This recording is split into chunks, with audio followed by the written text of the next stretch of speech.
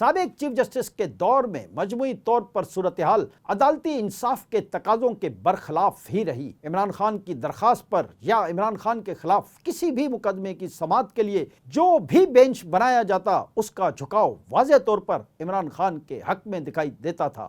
جس کی وجہ سے بینچ کی تشکیل کے ساتھ ہی لوگوں کے ذہن میں بینچ کے فیصلے کے حوالے سے بھی ایک خاکہ بن جایا کرتا تھا، یعنی لوگوں کو فیصلے سے قبل ہی فیصلے کا پتہ چل جایا کرتا تھا، اور یہ ملک کی عدالتی نظام پر ایک بہت بڑا سوالیہ نشان بن چکا ہے۔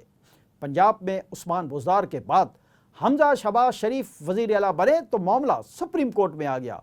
جہاں chief justice justice Umar Ata Bandial نے اس درخواست کو خود سننا پسند فرمایا۔ ایک متنازع فیصلے کے نتیجے میں پنجاب کی وزارت اعلیٰ پرویز الہی کو ملی۔ اس کے کچھ عرصے بعد عمران خان نے کے پی اور پنجاب اسمبلی تحلیل کروا دی۔